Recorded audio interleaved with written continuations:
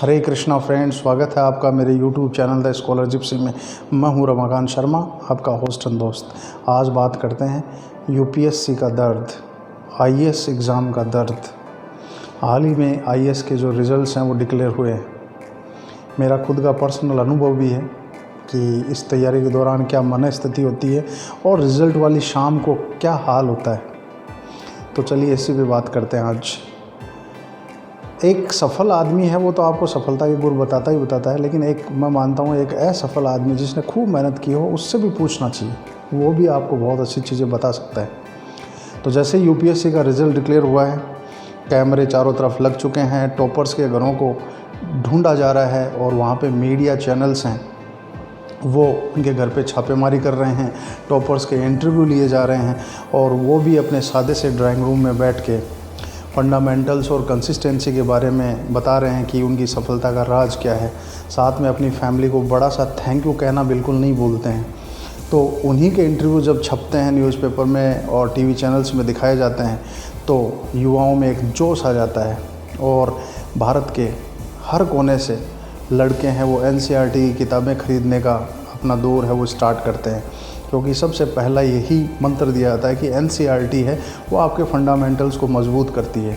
कुछ लड़के हैं वो जोश में दिल्ली की तरफ कूच करते हैं, कुछ सेल्फ तैयारी करते हैं और दिल्ली की तरफ जब कूच करते हैं तो मुखर्जी नगर और किंग्सवे कैंप का इलाका है, वहाँ पर अचानक से चहल पहल बढ़ जाती है, जोश आ जाता है, कोचिंग वालों की एकदम चांदी हो जाती है। लड़के जाके अपना मुखर्जी नगर और नेहरू विहार के आसपास के एरियाज़ में छोटे छोटे जो रूम्स हैं जिनमें फट्टे लगा के रूम बना दिया जाता है, उनमें अपनी बुकिंग करवा लेते हैं और वहाँ रहने लगते हैं और साथ में प्रण करते हैं कि दाढ़ी बिल्कुल नहीं कटवाएंगे, क्योंकि आपकी बढ़ी हुई दाढ़ी आपकी सिंसियरिटी का परिचायक होती है।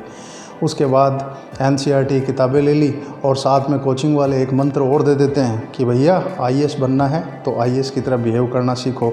तो एक झूठ का जो आईएएस का आवरण है वो अपनी पर्सनैलिटी पे ओढ़ लेते हैं, उसी तरीके की बॉडी लैंग्वेज बना लेते हैं और फिर तैयारी का दौर स्टार्ट होता है। साथ में वहाँ के जो सीनियर्स हैं जिनको बाबा बोला जाता है उनकी शरण में भी जाया जाता है, एक बार उनका आशीर्वाद ज़रूर लिया जाता है कि आप बताइए कैसे तैयारी करते हैं। वो थोड़ा भाव खाते हैं लेकिन धीरे धीरे फिर बताने लगते हैं कौन सी कोचिंग अच्छी है, किसके नोट्स पढ़ने चाहिए। तो उसके बाद वो तैयारी स्टार्ट कर देते हैं। एक साल की जी तोड़ मेहनत के बाद कुछ लड़के हैं उनका नाम लिस्ट में आ जाता है, जिनका नहीं आता है तो उनका फ्रस्ट्रेशन का लेवल है वो थोड़ा बढ़ जाता है, एनर्जी है वो थोड़ी घट जाती है, लेकिन बढ़ी हुई दाढ़ी और घटी हुई एनर्जी के साथ भी वो अपनी दिल्ली के अंदर मुखर्जी नगर के अंदर अपनी बुकिंग है वो जारी रखते हैं और धीरे धीरे उनकी दाढ़ी और ज़्यादा बढ़ने लगती है, क्योंकि बढ़ी हुई दाढ़ी ही आपको ये एहसास कराती है कि आप यूपीएससी की तैयारी कर रहे हो। लेकिन इसी यूपीएससी की रगड़म पेलिस में सबसे ज़्यादा फ्रस्ट्रेशन कब हावी होती है, जब फर्स्ट अटेम्प्ट में ही जूनियर जो लड़का है जो अभी अभी आया है वो बहुत अच्छी रैंक के साथ पास हो जाता है, बहुत अच्छी रैंक वो पेल देता है, तो फ्रस्ट्रेशन है वो बहुत हाई लेवल पे चली जाती है। अब लड़के जिनके ऊपर इकोनॉमिक प्रेशर भी है, फैमिली वाले हैं वो शादी का प्रेशर भी बनाते हैं कि देखो तैयारी करने के लिए बैठा है, साथ में ऐसे रिश्तेदार, ऐसे साथ वाले लोग जो उसको पल पल एहसास कराते हैं कि you are good for nothing, और उसको कहते हैं कि इससे अच्छा बीएड कर लेता, मास्टर बन जाता, ये कर लेता, गांव में आ जा, ये हो जा, वो हो जा। तो उसका फ्रस्ट्रेशन इन सब चीज़ों से साथ साथ बढ़ता जाता है, लेकिन फिर भी वो अपने जज्बे के साथ मेहनत करता जाता है। लेकिन उम्र, फ्रस्ट्रेशन और दाढ़ी ये तीनों समय के साथ बढ़ती जाती हैं, लेकिन सिलेक्शन नहीं होता है। अब धीरे धीरे उसके अंदर आध्यात्मिकता का आगमन हो जाता है, वो दुनिया से विरक्त होने लगता है, भगवान की शरण में जाने का उसका मन करता है। सारे अटेम्प्ट हो जाते हैं और फिर शुरू होता है दिल्ली की उन्हीं कोचिंग्स और गलियों से पलायन, और वो फिर पलायन करके और अपनी अपनी जगहों पे लौट जाते हैं और अपने आप को कहीं ना कहीं सेट कर लेते हैं। यूपीएससी का तिलिस्म है वो टूट जाता है और उस तिलिस्म से बाहर आके अपने आप को किसी न किसी जॉब में फिट कर लेते हैं। वो नाकाबिल नहीं हैं, वो पलायनवादी भी नहीं हैं, वो मेहनती पलायनवादी। मैं चाहता हूँ उनका भी एक इंटरव्यू लिया जाए और उनसे भी पूछा जाए कि उनके क्या अनुभव रहे, क्योंकि उन्होंने एक उम्र, एक सपने को दी है और जब वो उम्र और सपना दोनों का मेल नहीं हो पाता है तो तो वो अपनी उस सपने की चाह को छोड़ के अपने घरों को लौट जाते हैं। तो उस मेहनत का, उस पर्टिकुलर उस पीरियड का उनसे पूछना चाहिए कि आप क्या कहना चाहते हो, क्योंकि टॉपर्स के पीछे तो दुनिया भी भागती है। लेकिन ये हमारे देश का, पूरी दुनिया का एक एजुकेशनल सिस्टम ये है कि फेल्योर्स, असफलताएँ जिनको लोग हैं वो बड़ी शक की नज़र से देखते हैं कि ये बिल्कुल भी पढ़ा नहीं होगा, कंसिस्टेंट नहीं रहा होगा। तो उन असफल लोगों के प्रति भी हमें एक सहानुभूतिपूर्ण रवैया रखना चाहिए। उनका इंटरव्यू भी हमें छापना चाहिए। द इंडियन एक्सप्रेस में 2005-06 में एक इंटरव्यू छपा था। JNU के कुछ लड़के थे जो 7 अटेम्प्ट दिए थे, उनका नहीं हुआ था।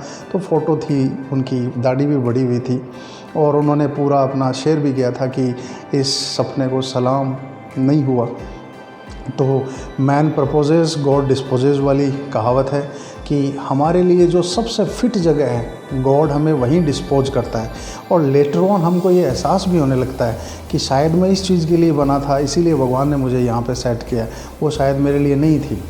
और गवर्नमेंट जॉब्स हैं वो तो ये कहते हैं कि जिनका शेयर होता है उन्हीं को मिलती है। और ये शेयर वाली थ्योरी भी हमारे आध्यात्म में है। भगवान गीता में कहते हैं कि कर्म का सिद्धांत होता है। पूर्व जन्म के कर्म और इस जन्म के कर्म मिलके क्या करते हैं, आपकी डेस्टिनी का निर्माण करते हैं।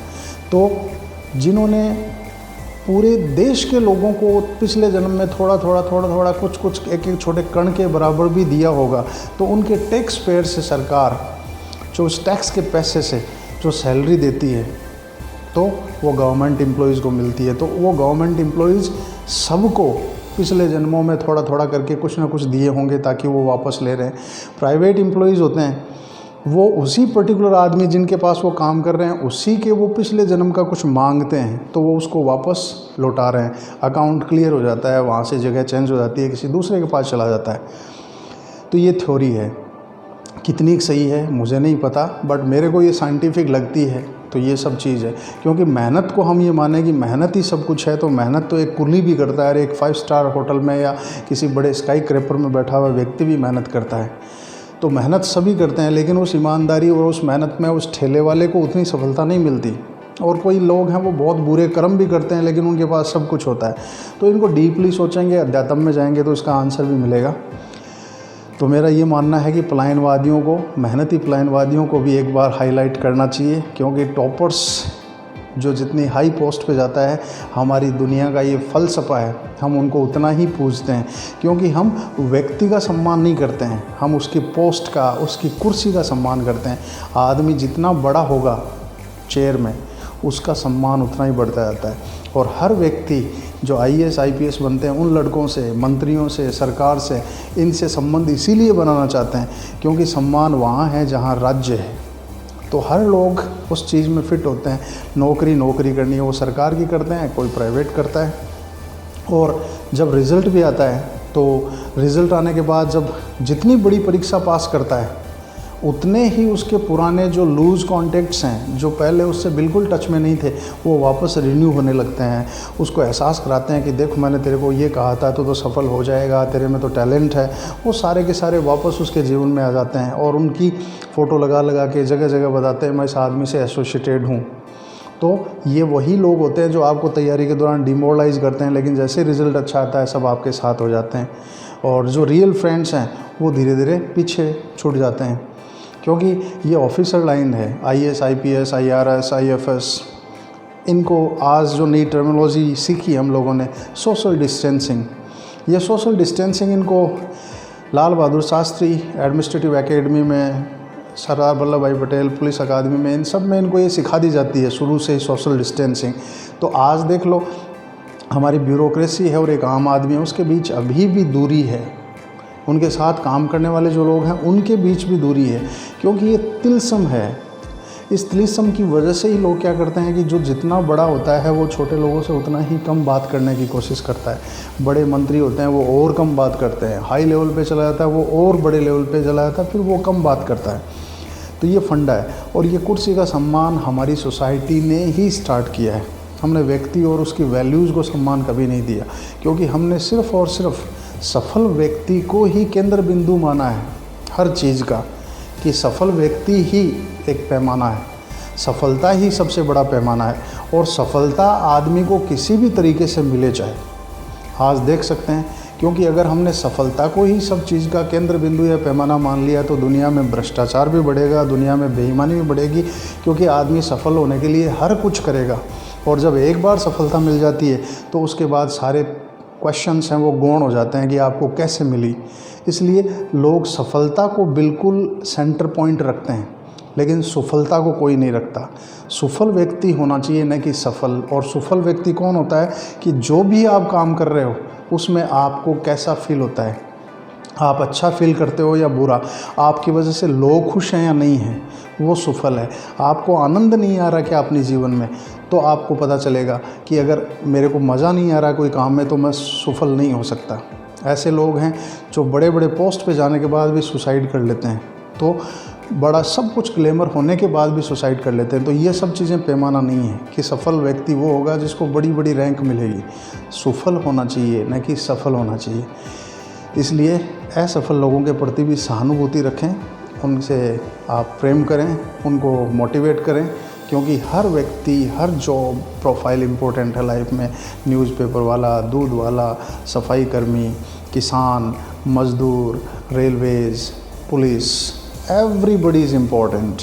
लेकिन हम सिर्फ़ और सिर्फ सत्ता पक्ष में जो बैठे हैं हायर पोस्ट पे, उन्हीं को सम्मान करते हैं। ये हमारा बड़ा दुर्भाग्य है। ये जब चेंज होगा तो शायद तस्वीर बदल जाए देशों की, दुनिया की, नज़रिया बदल जाए।